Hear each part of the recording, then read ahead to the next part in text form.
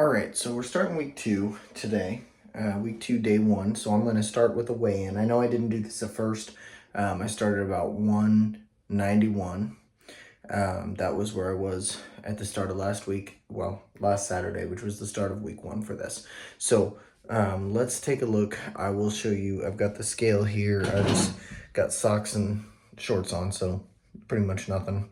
It will be pretty accurate. So let's take a look. All right, here we go. Do you like my socks? 189.8. So just over a pound last week. So here's a check-in picture right here. We can kind of compare that. So this is today. And then we'll follow it with a week ago. All right, so there's today. I mean, I'm mainly focusing on like the belly area because that's where my fat is coming from. It's gonna be this for the most part that goes away.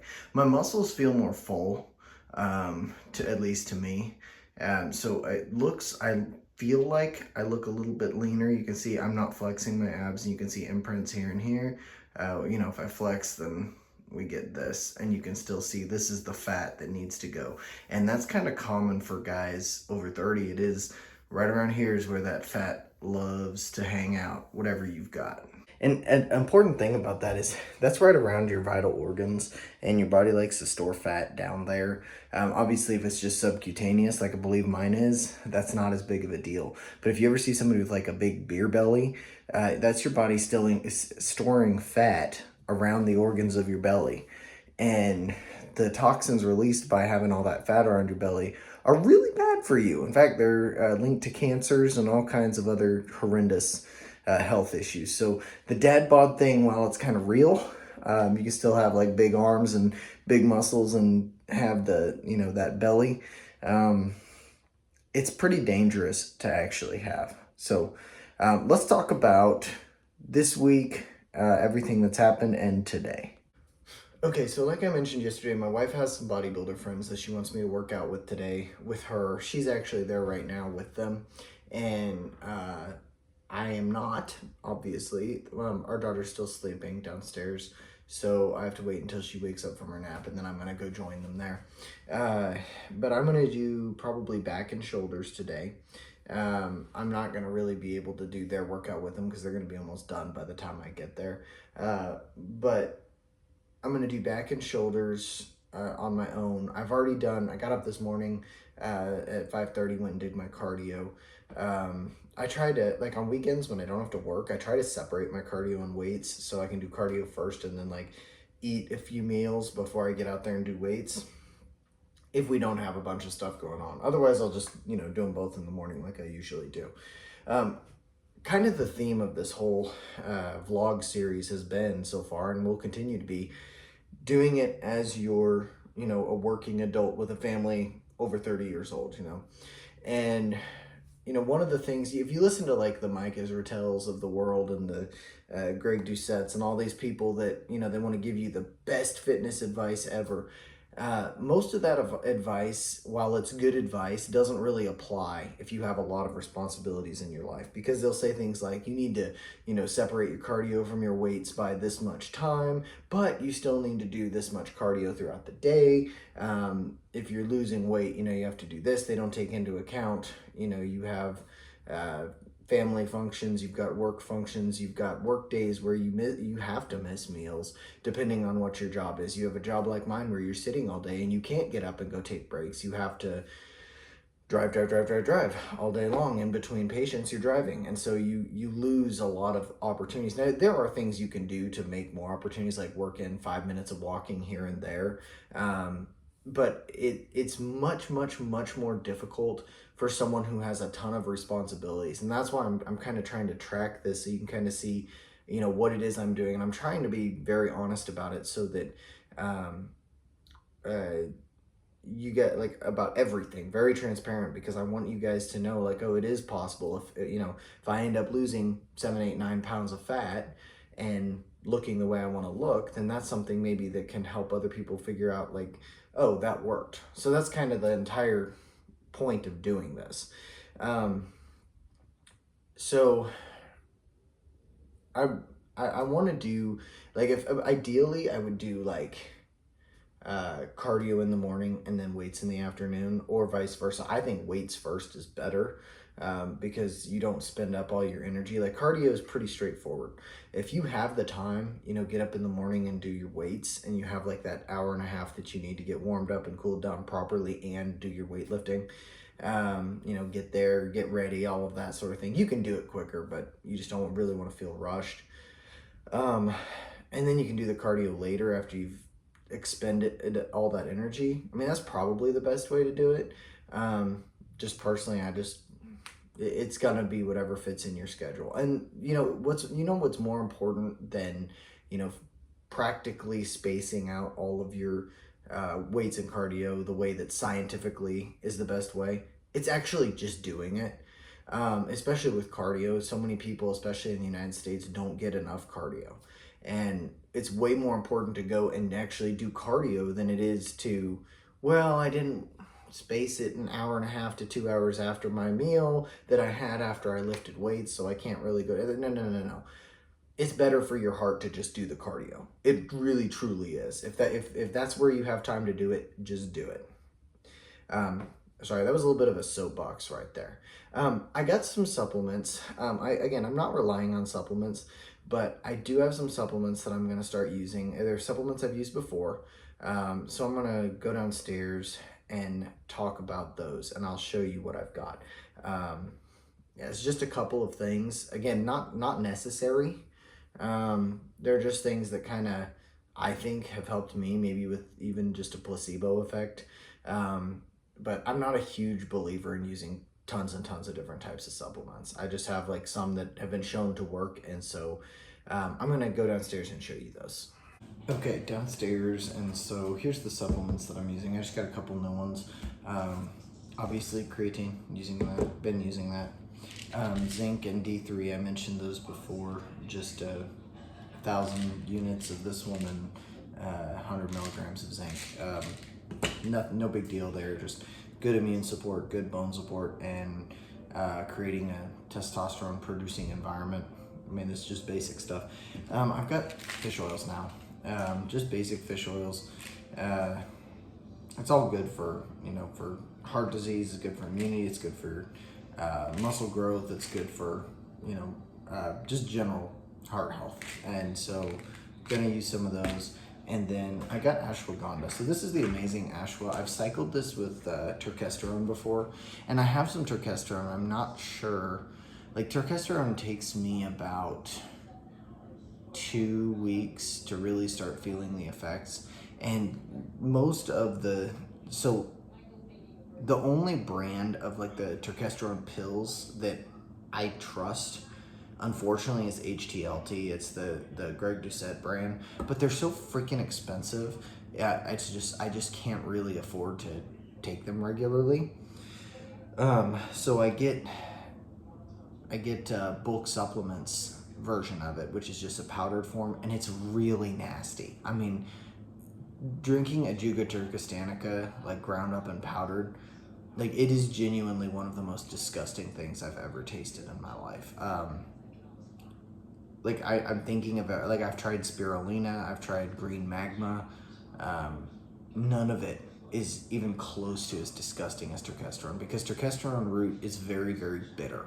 So give me just a second, I will bring it to you and show you. I might just take a dose just to like kind of demonstrate like the reaction. Like, it's involuntary, I promise you, and I'll show it to you. It just looks gross. So here, wait a second.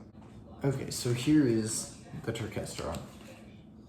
Now the dosage of this, I've played with it a lot. I've got best results, particularly in strength, by doing a full tablespoon. So a tablespoon, there's 250 servings of a tablespoon in this bag. That's 2,000 milligrams of Ajuga turkestanica extract. It's just the entire herb ground up and powdered. So there's a scoop in here that is just enormous. It's like, I don't know, 1/6 or 1/8 of a cup. It's freaking ridiculous. Way too much.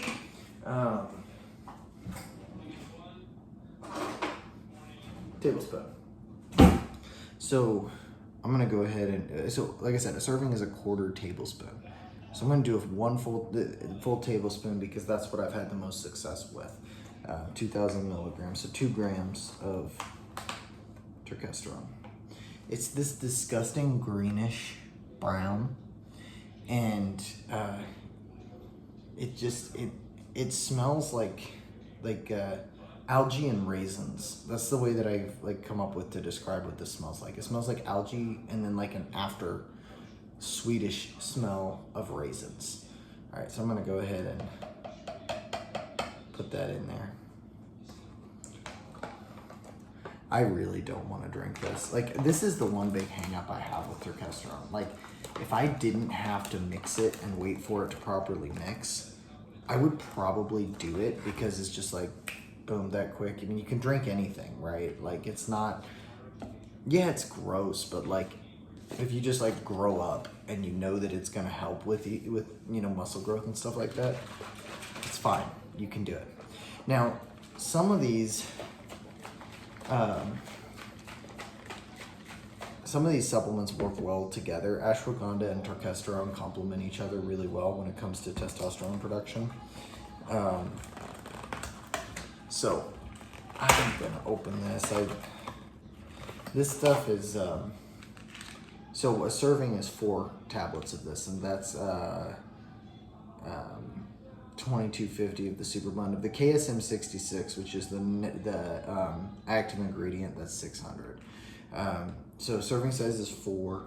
At a certain point when I was cycling, the last time I cycled this stuff before a powerlifting meet, I did a tablespoon of turkesterone, and then I did 1.5 servings of ashwagandha. Apparently, like, that's kind of a lot. You shouldn't really drink alcohol when you're using both of these together, just because we're not entirely sure of like the liver and kidney effects. Obviously your body can process it, but when you're taking that much of it, you don't want to put your kidneys and your liver at a disadvantage. There's never been any harm shown to come from it. It's just kind of an abundance of caution sort of thing.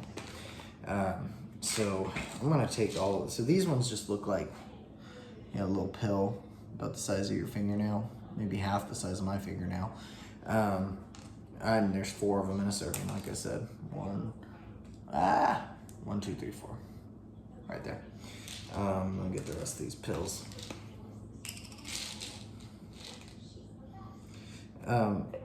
Yeah, I'm not super, like I said, I'm not the kind of person that like runs to go get supplements. If it'll help me with immune health and that sort of thing, I'll do it. But I try to get a lot of it from my diet.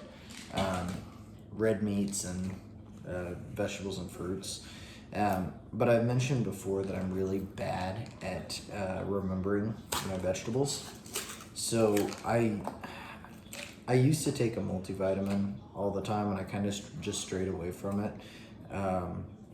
There's no good reason for that. I probably should take a multivitamin. You probably should take a multivitamin, because a lot of the foods that you get, even the fruits and vegetables at the grocery store, they're pretty devoid of nutrients.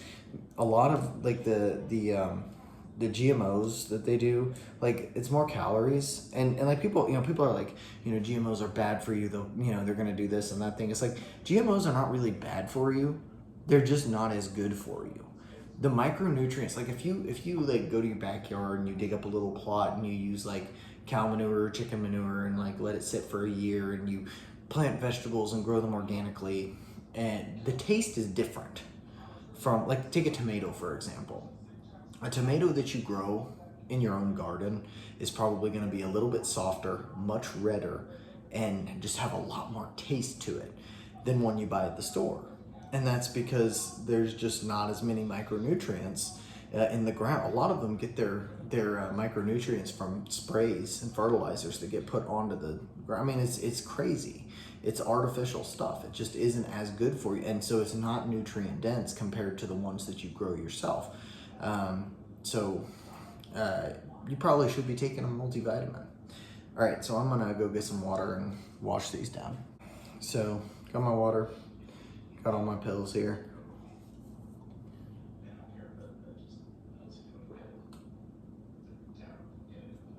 No worries. This is the one I just really don't want to touch. I didn't put my creatine in there because I'm going to put it in my water that I bring to the gym with me. You don't have to drink your creatine in the gym. That's just when I drink the most water, so it's most convenient to just throw it in there. Okay. This stuff has to mix really well. This is that turkesterone once again. That's gross.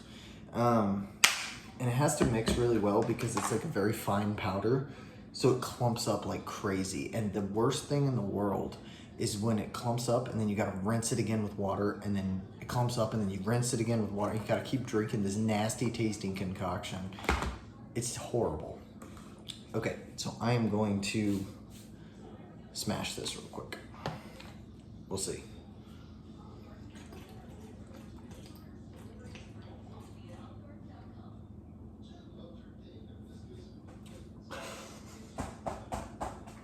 That is exceptionally bad. And I just noticed, oh, that's bad. Like, the taste isn't even bad, it's bitter. That's what, oh. Hang on a second. I need something sweet. I'm not normally, oh, there's more in there. See, there's more, I have to finish this. Like, to get the benefit, you have to drink it.